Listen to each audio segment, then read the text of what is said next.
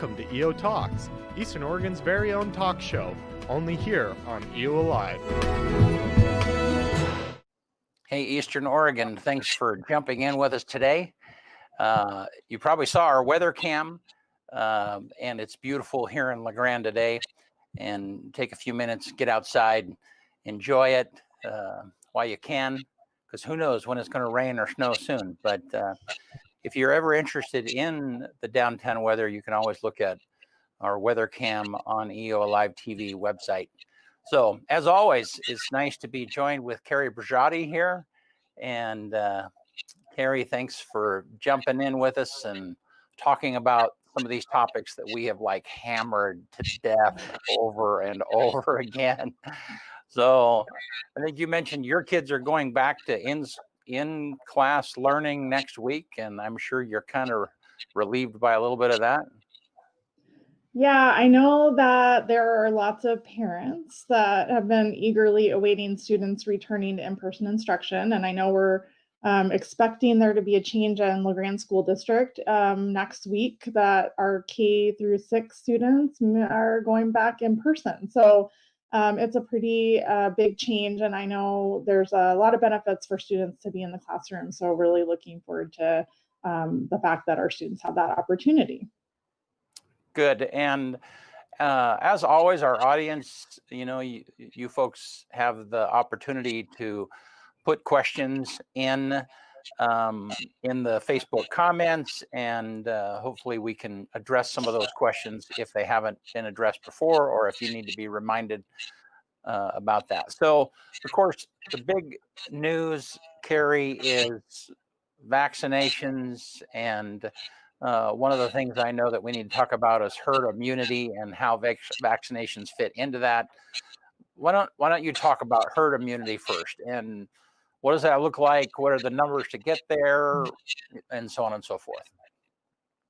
Yeah, so I think that one of the things that we are trying to accomplish with COVID-19, the end goal is that we have widespread protection from the virus. So when we talk about herd immunity, the idea is that we have enough people in the general population that have protection through the vaccine, that it means that anybody else in the population is very unlikely to get it, that it's unlikely to spread once we hit a certain threshold for the vaccine. So, the reality is that each vaccine is a little bit different. The level of people vaccinated to achieve that herd immunity that is our goal can vary between different vaccines, and it just depends on a lot of different factors. So right now, given that we have a new vaccine that we're dealing with, I think there is going to be a little bit of a learning curve in what it takes for us to get to herd immunity. For most vaccines, our goal in general, if you look at the Healthy People 2020 goals that are set by our government or federal government, we're really always trying to achieve 90%. And the idea is that those of us that can get vaccinated and that don't have a medical reason for not receiving the vaccine, if enough of us get vaccinated, then we can protect those that might have reasons that don't allow them to take the vaccine. So, I think why it's important for us to be talking about this right now is that it is going to take some time for us to get there. And I know I've shared with you, and I've talked before about how grateful I am to see that we have vaccine, how nice it is that we're getting started on vaccinations and that people are getting that protection. And it's such a relief, but it'll take some time for us to get people vaccinated. They have to get the second dose, and then, it'll take us time to get through enough of our population, enough of the community to achieve that level of herd immunity. So it's just a reminder that we need to continue to engage in the preventive practices that you and I have discussed many, many times. And we had, I think it was last Wednesday, you and I were a part of a Grand Ronde Hospital town hall meeting, and that was a number of great conversations involved in that. But one of the things that we talked about was the release of the vaccine. And just to kind of recap for folks that might not have known, that number one is the hospital is it's not their job to to give the I'm struggling with that word, to give the vaccine to the public. Their job is to give the vaccine to their employees, their frontline workers. Okay, and so then the first batch of vaccines that came into the valley came to them, and there was about 200 doses. The decisions of who is to be vaccinated when, that is all being done at the state level. And so then, and the general plan is to vaccinate frontline workers first. We talked with George Mendoza, about schools and reopening schools and so on and so forth. And I would think that certainly teachers somewhere are going to be kind of in the next tier. The bottom line is, though, is for the public, it's going to be a ways down the road. I mean, I think a conservative guess would be like April, May before we see any public vaccinations. George Mendoza felt like that the vaccinations that might be available to the public or even to teachers, might not even happen in this school year, which would be May or June, and again, his best guess, which again, I think part of this is we just have to manage people's expectations, and, his best guess was that school will be somewhat back to normal with athletics and the whole 9 yards a year from now. So next winter, next Christmas, essentially, would be kind of the place where there would be enough vaccination that sports and everything would be kind of in place. Now, who knows? That's, everybody has guesses, everybody has opinions, but again, just to kind of pull everybody into that scope of information. So talk to us for, with the herd immunity, the one thing that we have not, and it is difficult to nail down, is who has actually had COVID, because the people that we know have had COVID are the ones that have tested positive. But clearly the disease can be such a way to where people can move through COVID and maybe never know that they've had it, and so on and so forth. So do we have any guess as to the percentage? If we know that what we're trying to get to is 80 or 90%, do we have any guess what percentage we're at now?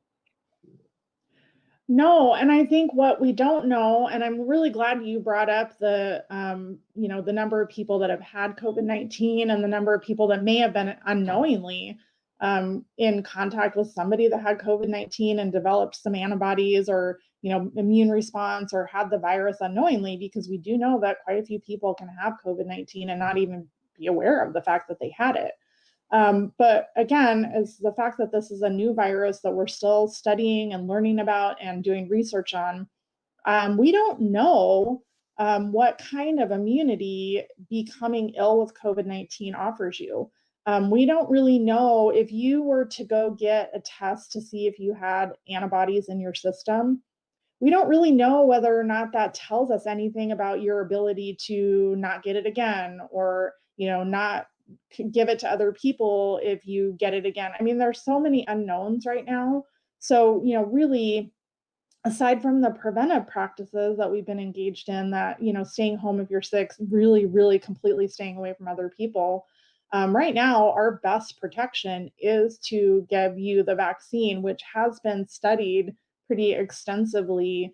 And we have data on that shows that it offers you protection, because we just really don't know how many antibodies you have in your system, how many you need to be protected. And I could go on and on about the unknowns for, somebody that has had the virus or been exposed to the virus. So, I think, again, the best bet, the thing that we have studied, is the vaccine. So we would still be recommending that, and that would really still be how we accomplish that level of herd immunity. So yeah, I don't have any information about, who in our population would have had the virus and been exposed, and what kind of contribution that would make to our immunity level, if that makes sense. And again, just to drive home the point about public vaccination, and that is that when that does happen, it's going to be driven not by the hospital, it's going to be driven by CHD. It's going to be driven by Oregon Health Authority telling you guys what to do, and who knows how that's going to be distributed. I the other day that I had gotten a message from Safeway that certainly that they want to, when it does become widely available, then Safeway will be handing out those vaccines also, And so I guess I would imagine, at some point it's going to be very much like the flu vaccine. I mean, you can go to here in La Grande, you can go to Bymark, or you can go to, different places and get a flu vaccine. And so I'm sure that at some point that's kind of the direction that it will move. So yeah. So now you guys have some testing events that are coming up. Talk to us a little bit about those events and when they are, and again, how does that work for people? Do they need to have particular symptoms? I mean, just kind of go over that again for us, if you would. Yeah, so I mean, our recommendation is still pretty consistent. We want people that have symptoms of COVID-19 or know that they've been in contact with somebody that has COVID-19 to get tested. We're still really recommending that people who have a risk of developing the virus, if that makes sense, that they're sick or they've been in contact with somebody, that they get tested. If you're just getting tested because you're interested in knowing your test results, it really just tells you that at that moment in time, you were positive or negative. So we're still just encouraging people that are symptomatic or contacts to get tested. We'll have a testing event this upcoming Monday. It's from 9 to 1. And you go to the website, doineedacovid19test.com. Register there, get signed up, pick an appointment time. It's a pretty quick and easy drive-through process. And then you'll have your results sent to you directly on the website. So you don't have to wait for somebody to give you a call. And they're a pretty decent turnaround time compared to some of the other labs that we use. So, it's a good option for people. And again, the idea for doing testing is that we give you information through that test result that allows you to take concrete action. This is how we control spread in our communities. If I know I'm positive, then I know I need to stay away from other people. And that, just like I said, it gives our community that information that allows them to take the actions that we need to get our numbers down. Good. And for those people, you can't see this, but for those people that do have COVID questions, they can call 962-8800 and choose option 8. And that's kind of a public place where you guys are able to address some of those questions. I would imagine they can leave a message or get a hold of someone directly, and you guys will reach back out to them. So talk to us again. We've talked about these things so many times. Importance of contact tracing, people keeping, they as they interact with folks, they just need to presume that they may have COVID and may not know that they have it. And so then, you shall have all that importance of wearing a face shield, staying distance from each other, and so on and so forth. I don't know, just reiterate that again, if you would. Why is it important for us to keep doing this, Carrie? Well, again, this is the way that we manage the number of cases in our community. And the number of cases in our community, they're influencing some of the things that are happening. We have these risk levels, and the number of cases we have in our community impact which risk level we're in. They're impacting our students being able to, be on site for their instruction. And, I'm pretty sure I've talked with you about this before, but in my mind, the way that we do that is by, really taking actions to limit our interactions with other people. And if we know that we were a contact with a confirmed case, then really taking that seriously so we don't get anybody else exposed or sick. And that's, again, just how we stop this virus from spreading. That's really how we contain it. That's how we get those numbers low.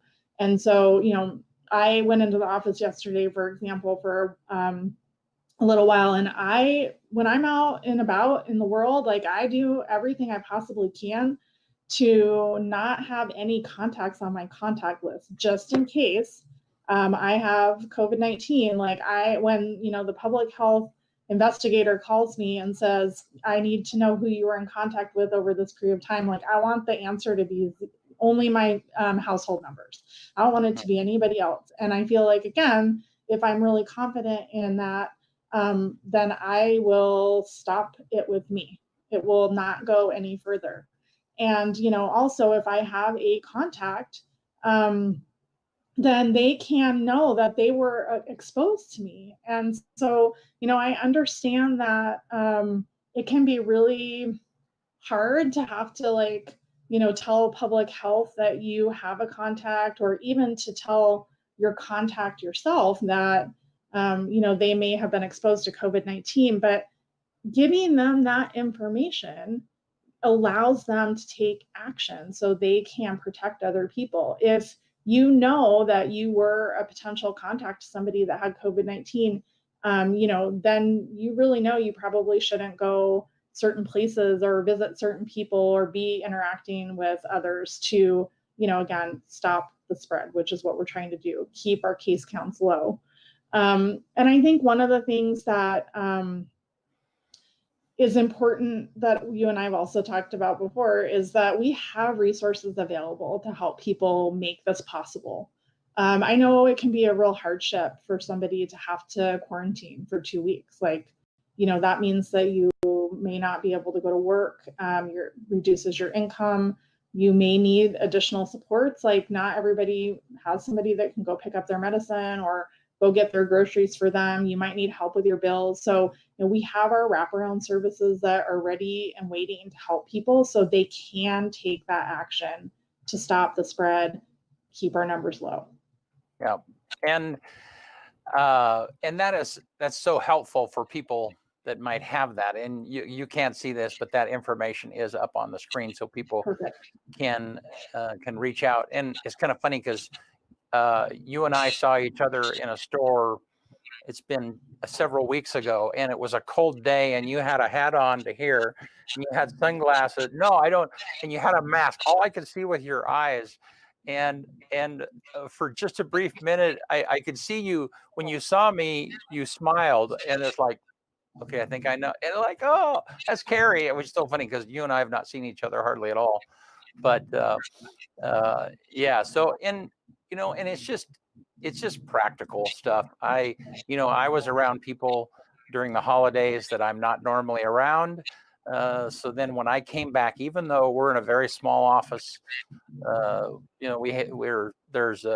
we consider ourselves a family unit, but as we're together, as we were meeting together and stuff, I wore a mask because I had been outside of this little group of mine, and again, we were just trying to do what we can to, because if that question happened, so then if for some reason I did come down with COVID symptoms or I was tested positive, then I want to be able to not affect my other employees. I want them to be able to, in my particular case, they're my employees, and I need them to keep making money while I'm recovering from COVID. So, so it's just a very practical thing. So, and you've pointed out many times that this is about caring for other people, and I mean that's what it is for me too. It's about taking care of other people, and we are continuing to report deaths, and I think this can have very serious and severe outcomes, and so for me,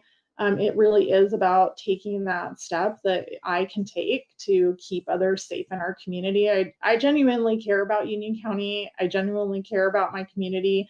And so that's something that I can do as a gift to other people. So I appreciate that you continue to bring that up because I think it is, I appreciate you saying it. Well, and I would refer people to take a look at the town hall forum that we did with Grand Ronde Hospital last week, because Dr. Hunsaker was a part of that conversation. He literally is a frontline person at Grand Ronde Hospital who's, constantly dealing with the COVID patients and so on and so forth. There's just a lot of good information there. And he had, some really good information also about the vaccine and specifically how it works. And we're at some point soon, hopefully within the next week or so, we're going to have a conversation with him because, as you and I know, that the local medical professional has been kind of missing out of the conversation. And Eastern Oregon folks, they want to hear from local people. I mean, certainly we could pull up a video of a physician somewhere else, but it makes a whole lot of difference when it's someone from here. And Dr. Hunsaker talked about his conversations with his own parents, which I thought was, it was just refreshing because it was a real live conversation of like, I don't want to wear a mask. I'm not sure what I see the use is. And then his response to that. So I would just encourage people to be sure and take a look at that. It was just very good.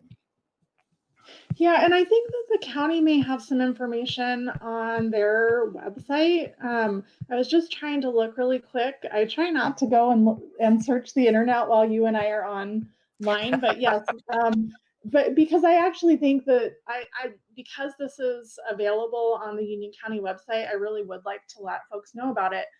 There is some information that Union County has put together. And there is a video on there with some local healthcare providers as well, providing education about the vaccine specifically. And I would really recommend that people go check that out because it is local healthcare providers, so people that live in our community that we know.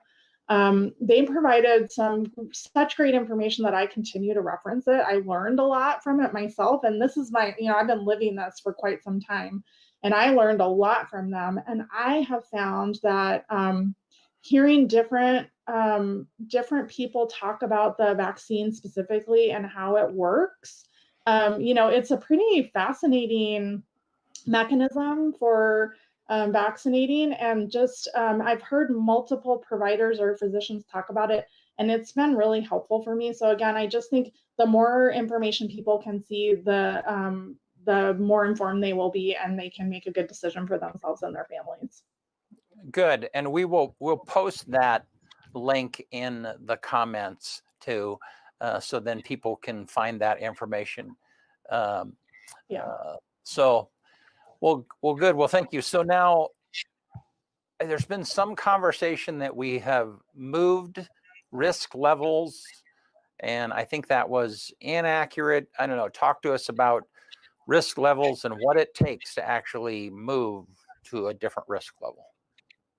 Yeah, so currently Oregon has these risk levels. There are 4 risk levels, and there are certain criteria that put a county into each risk level. And the way that these risk levels, they use a 2-week time period. They look at 2 weeks. And there's a week that they call a warning week, which is basically like, hey, look at the data. This is where you're at right now. We'll look at what happens next week. And next week, whatever the data says is where you'll be. And so it's a little bit confusing because they did have data that came out this Monday. That data reflected the warning week. And it shows Union County in the moderate category, which is really good. That's definitely, we're in extreme right now. And that's, we definitely would like to move down.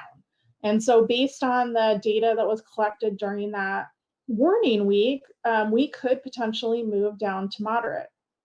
So what'll happen now is that now we have that information. It tells us where we're at right now. On Monday, the Oregon Health Authority will once again pull the same data. We'll see where we're at. We'll see which category we fit into.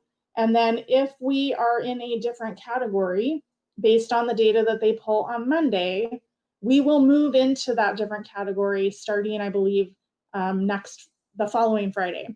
So not this Friday, but the next Friday. And so I think it's a little bit confusing. So, but yeah, so right now we have data that kind of tells us that our cases have gone down, and we may very well be able to move down out of the extreme risk category. Next Monday, they will release a new set of data. That data will be the movement data. Next week will be the movement week. And so if the data that they pull on Monday shows us in a different category, then on that Friday, we will move into that category. So it's a little bit complicated of a mechanism for getting there, but hopefully that helps folks understand it. So the trend is good, but we haven't officially been dunked as moving down yet. Yeah. And when I look at the numbers, I mean, when I look at the daily numbers, I'm noticing somewhat of a decrease. I mean, there was a day over the weekend where it's like we had no new cases, like, wow, how long has it been since we've had no new cases, And so, I know that there are folks that are skeptical about the case count and the tests and all of that stuff. And, they will, I mentioned the other day, they will debate whether a truck is the color blue or not. And I understand that. But at this point, this is what we have. This is the information we have. These are the tools that we have. These are the things that we have. And, and so you're doing your job. I'm doing mine. People can discuss and debate and decide. I mean, I really appreciated, toward the end of the town hall last Wednesday, I asked every one of the professionals other than me to give me your best case on why someone should take the vaccine, and everyone said, well, this is why I think, but everyone needs to make this decision on their own. And I, I mean that, I appreciate that. No one's shoving someone into a corner and holding a gun to their head and making them do this. But, there's some pretty good, people should make a thinking decision. They shouldn't just make a knee-jerk reaction decision. So yeah, absolutely. I totally agree. And I think our job, my job, a public health job, is to make sure that, people get the information that they need to make that decision in an educated way. And so that's what we're trying to do, is give people that information.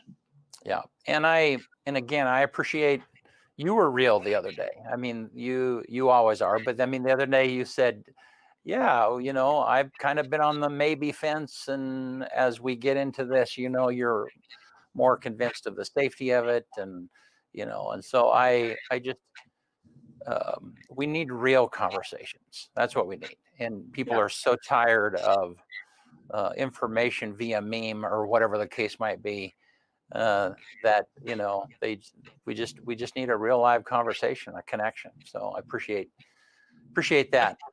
Well, anything else we need to hit before we go?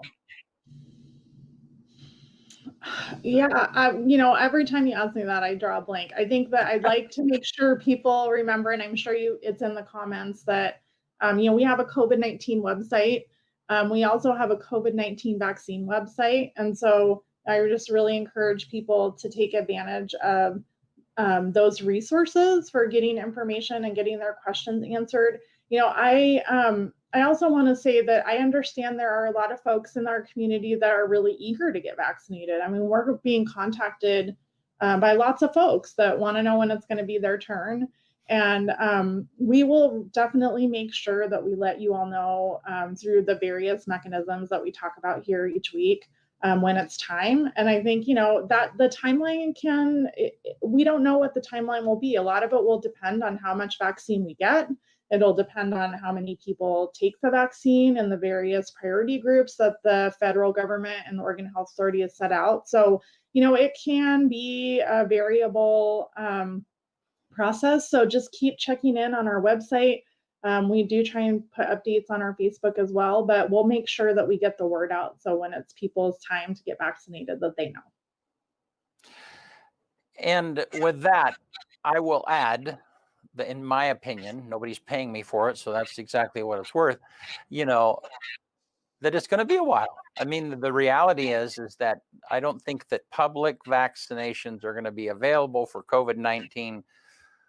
I don't know. I think we're probably going to be looking at the beginning of the summer. I'm just a guess, you know. And again, things can change and so on and so forth, but it's not going to happen tomorrow. It's not going to happen next month. I'm talking about widespread public vaccination. We're kind of in this funky place that we're in for a while, and so we still need to continue being vigilant about the things that we know we need to do, and keeping track of, you know, protecting ourselves from each other and being considerate. And I mean, it's just where we are, like it or not. So, Yeah. All right. Well, Carrie, again, as always, thank you. For those of you who may or may not have noticed, so this this COVID update that we're having has moved to Tuesdays. It has been on Wednesday. It now is going to be every other Tuesday at 1:30. And we appreciate you all taking the time to be a part of this. And again, thank you always for those that watch our content and are a part of what we do. We appreciate hearing from you, and we will see you next time.